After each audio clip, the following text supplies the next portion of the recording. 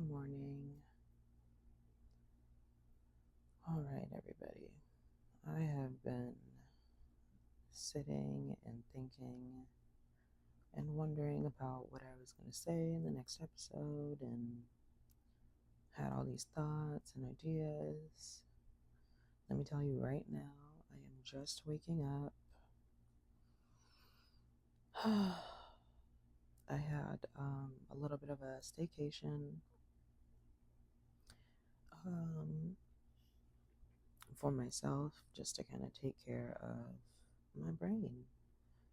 But I am really excited to check in with you all um, in a way that's far more, far more real because I'm not concerned about whether I sound tired. I'm not concerned about if there's pauses in the things that I say. I'm just here to exist. I'm honestly in a point in life. I think we all go through this in adulthood. I don't know, maybe some of us don't, who knows, but nonetheless, I am going through something where there's a lot of grief in my body. There's a lot of things that I'm letting go of, things and people and ideas. There's a lot of things that I'm learning that I can't let go of, or else it will dissipate into the ether that is adulthood. Things like friendships and joy. But, having lost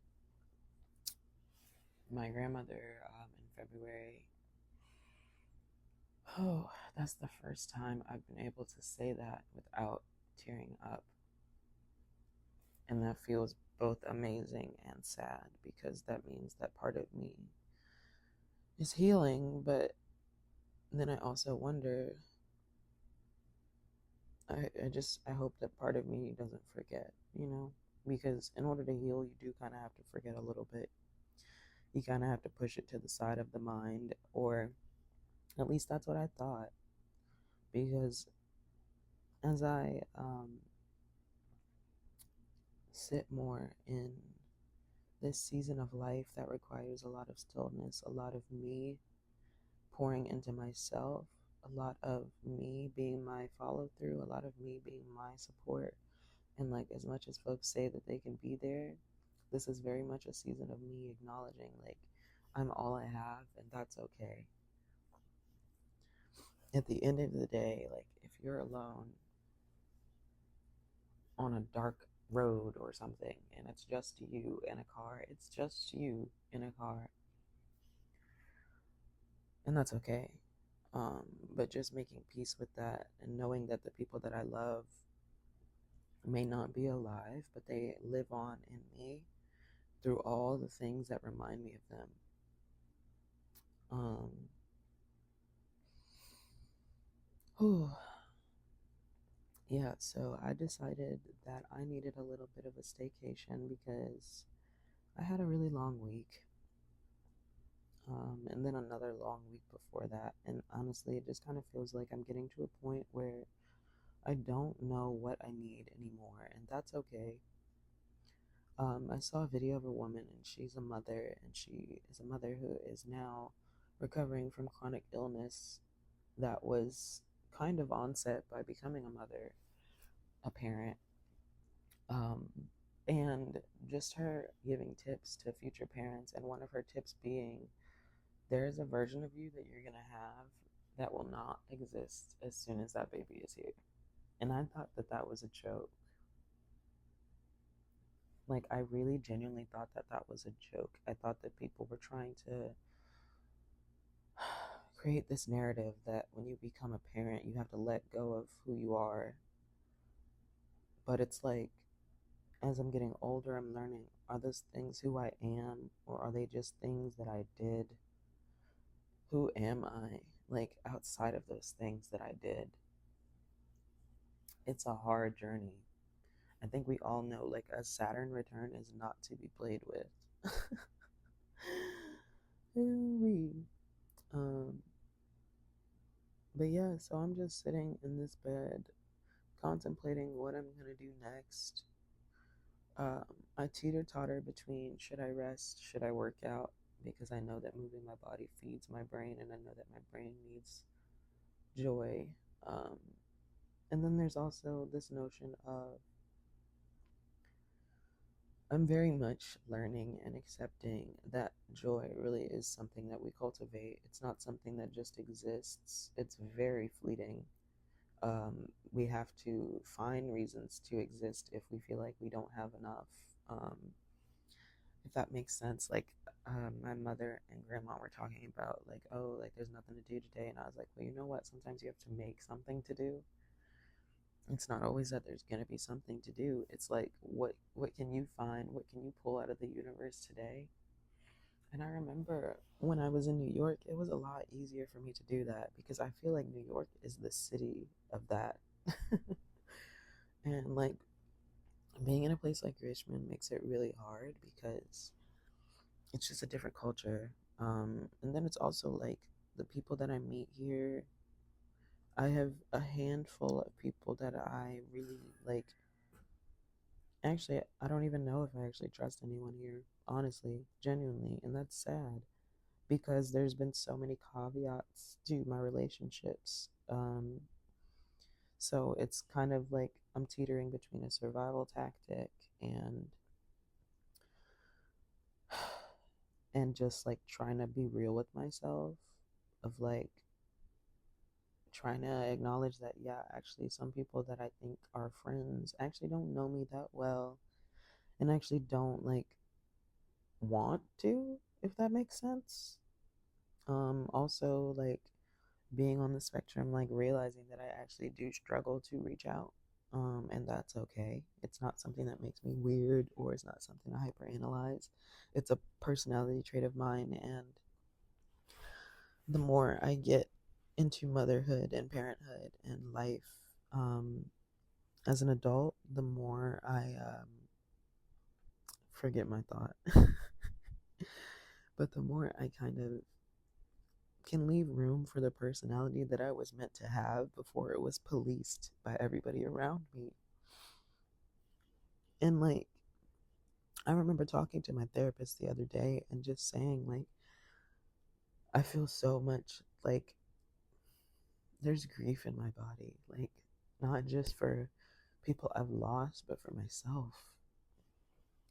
For the Fenice that got silenced a lot, that got pushed away, that got ousted. And it's hard to have relationships with people that made you feel like that, you know what I mean? Without having the hard conversations first. And again, I'm learning how to do that, but I'm also being very gentle with myself. Like my mind is strong, yet very open right now. I'm such a spiritual being. And when times are like this, like politically, socially, I'm always like hella, like it feels like my soul is charged. Like it feels like, let me see, I'm trying to think of a movie. It feels like activation, if you will. Almost like, what movie is that? Oh yeah, Alien versus Predator. I know this is crazy, but y'all can relate. So you know how I think it's the Predator. Okay, this is really funny because now I lost where my little metaphor was gonna go, but nonetheless. Okay, so like the Predators, they have these things in their ears, or the aliens do, where when they turn their head to the side, when they hear something and they want to hear it closer, they can like almost zoom in with their ears. Do you know what I'm talking about? And I feel like my soul is doing that. Like my soul is zoomed into the world right now, and it's just like I'm trying to tell her, can you chill? Can we keep it local, honey? Can we keep it local, please? Because something that we talk about in this day and age of visibility and internet, sensationalism, I think that we need to acknowledge that it is totally abnormal to be aware of everything everywhere all at once. It is totally abnormal to be aware of every single tragedy happening in every area code ever invented, longitudes, latitudes, pictures, videos, everything but help, you know? And it's not natural for us to kind of dive into those things. Like, we scroll, but we don't realize what we're taking in. And for some people who will say things like, oh, you're too sensitive, well, I'm really glad that I am. I was looking at a post and one of the comments said, you mean sensitive like a thermometer? And then it said something along the lines of, which one would you rather have you have detect the temperature of a room, a sensitive thermometer or a dull one? And it's like, oh my God, I'm just detecting the temperature of the room, bruh. Somebody got to do it. And it's okay. Like, honestly. And I think the danger also is in like when you make someone betray their intuition. Ooh, sorry. Just hit the mic. I'm so good at this. But when you make somebody betray your intuition, then how can their inner power speak to them? We all have an intuition. Like the gut science says that there is another brain in your gut, okay? And I don't think that's by accident. I don't think it's an accident that we feel nervous in our gut. You know what I'm saying? I feel like that's one of the most ancient technologies that we have, even more so than our um, medulla oblongata upstairs. You know what I'm saying? I feel like the gut biome brain is the smartest one we have because you know what that gut does that like the other one doesn't do? The endocrine system, the hormones, in charge of how pretty much everything functions, including the brain itself. So we put so much onus on what's going on upstairs, we don't really even pay attention to our gut. And do you ever, for example, I don't know, any sensitive kids or people who were called sensitive in your childhood? That is not a bad word, by the way. So I'm not gonna say no offense anymore because it's not offensive. But anyone who was deemed sensitive in your childhood, do you remember your tummy getting upset before you did something? Or do you remember, like, if you were, and this might be a little bit much for you to do because it requires you going back in time within that situation in a younger body. Again, these are things that can be done in therapy, but just as someone who has a very particularly vivid visual memory, um, I will go back in time to kind of analyze what that gut feeling means.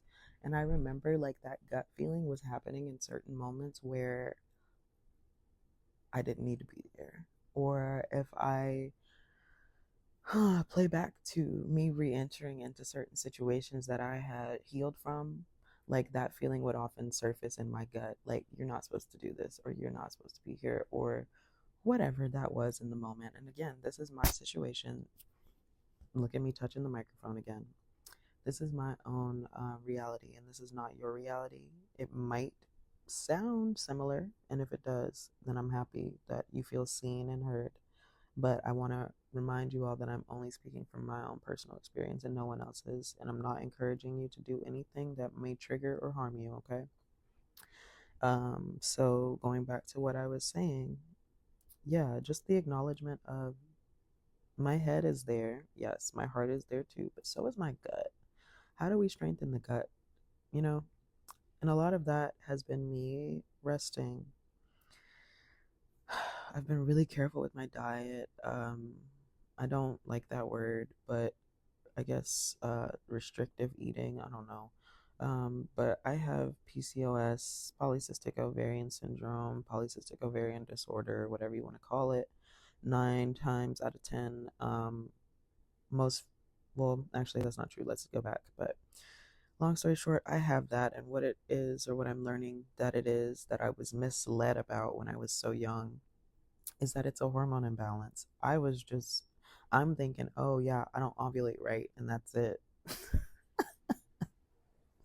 But no, it's actually very akin to diabetes. Like it's actually very It's a very serious thing, and a lot of people who have PCOD or PCOS have insulin resistance, have energy issues, have trouble keeping weight on their body or trouble losing weight, struggle with mental health, mood disorders, a lot of things. And I'm like slowly learning that all the ways in which let's say, all the ways in which I was gaslit, there you go, into abandoning myself were actually all the ways in which I needed to stay healthy. And like that acknowledgement is such a defeat. It felt like, oh my God, like I should have been listening to myself this whole time. Like I know what's good for me. But also that's okay. We're allowed to fuck up and step back and say, and you know what? That's not a fuck up, by the way. I'm learning that I'm really hard on myself and I'm trying to talk to myself with a bit more kindness. So we're allowed to try things out and not like them. It's just all about like how are we going to adjust and adapt. So, yeah, that was a lot. I say all that to say, in this season of life where things are very, very hard for a lot of us, please remember that somebody has it harder. And that's not to play the oppression Olympics, that's just to remind you that you still need to be grateful even in the pain, that you still need to show gratitude for what you do have. And then also, if you feel like what you eat does not make you feel good, slowly start getting used to eating things that actually make you feel good. And like for me, it's been a lot of experimenting, it's been a lot of research on what helps with PCOS. But there are also days where I don't eat the way I want to, or like a craving trumped trumped the lunch that I was gonna eat. And as somebody who is neurodivergent, oftentimes I struggle because I'm like, oh no, if I miss this meal, I'm not gonna eat because I'm not gonna have an appetite, and I'm gonna, it's a slippery slope. So sometimes I'm more concerned with getting something, anything in my body than getting the perfect thing in my body. Um, and if that's you, that's okay. But I want to know, I want you all to know that you can find little baby steps because y'all, I struggle so hard with meal prepping. I struggle so hard with like I love to plan, but something about meal prepping doesn't sit right. Like the thought of being stuck on one meal for the entire week is not attractive to my brain. I get the chicken ick really fast, so it's like one chicken meal and I'm ready for something better. So I like to kind of rotate between proteins, and sometimes I don't like protein. So meal prep was always kind of overwhelming for me. But I will tell you what I did try. Um, Using my leftovers to meal prep, that changed the game because then the Fenice that loves to take things that don't have a purpose and find a purpose, oh, she was loving that. Like basically what I did was I had some leftover meat. I had made burrilla. Y'all saw that. I made some bussin' burrilla. And I had some left over. I had some turkey sausage that I hadn't eaten that I thought I wanted to eat. And then lastly, I just got fancy with the last one. Like I wanted three different ones. So I decided, okay, I have an egg tin. Let me make some egg bites. I'm not doing nothing else. So I get the eggs and I'm thinking to myself, okay, what three flavor profiles? I picked three flavor profiles, one with tomato, parmesan, pesto, and like basil or something, and a little mozzarella's. And then the other one was your standard sausage, egg, and cheese with the turkey sausage in it. And then the last one being burrilla. So I put cilantro, I put the cojita, and then I put the burrilla. But I also put, what else did I put? A little bit of hot sauce. And the burrilla one was probably my favorite. But and see, your girl can't stop touching this microphone. It's so pretty. But I say all that to say, sometimes the excitement of getting creative with leftovers is more exciting than planning out what you're going to do with your leftovers. You feel me? Um, my brain is so awesome because it can do this thing where I'll look at something once and I'll like store it. So like if I go through recipes, like let's say this morning I spend an hour on Pinterest and I'm going through a bunch of really quick meal prep ideas. I only have to do that for a little bit. And then the next thing you know, I'm in the kitchen and I'm going to be like, okay, that meal prep I tried, I guess I can try that right now. I don't need the recipe. And that's beautiful.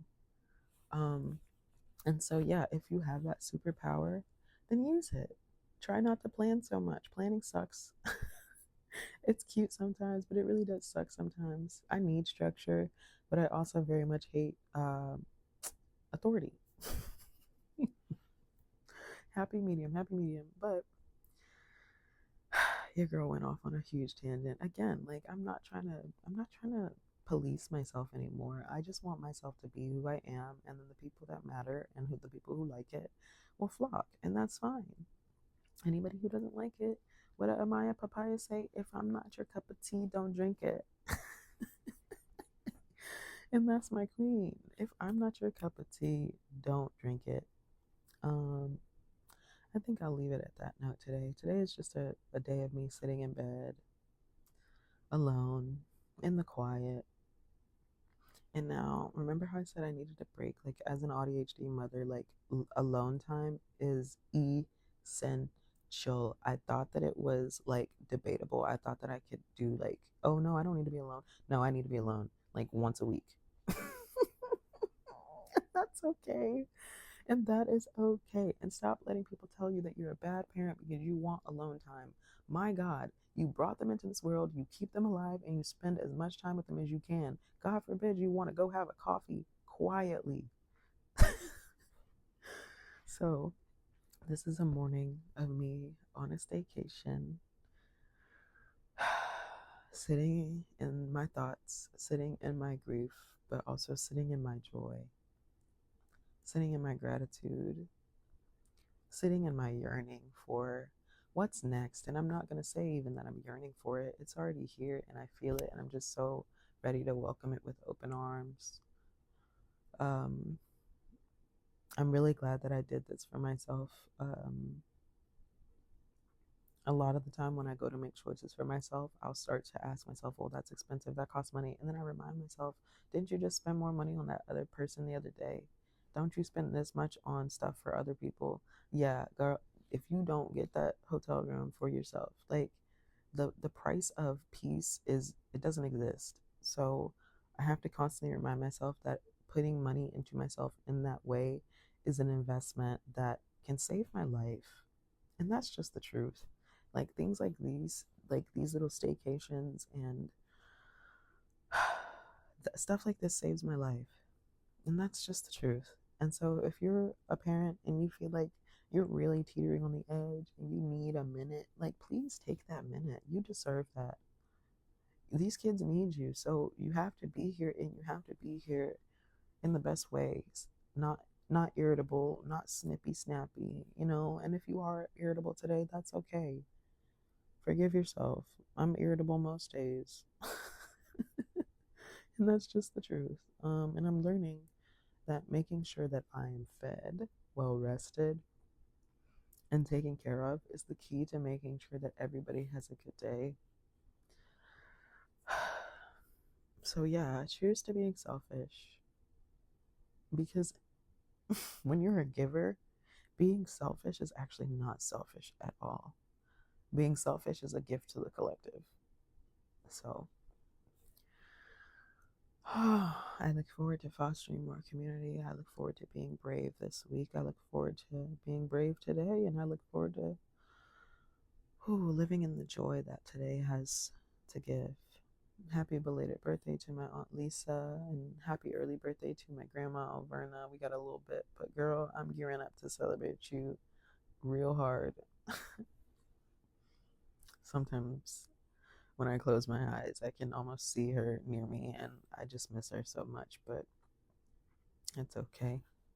I'm grateful and I'll continue to live my best life for her. All right, folks. See you next time.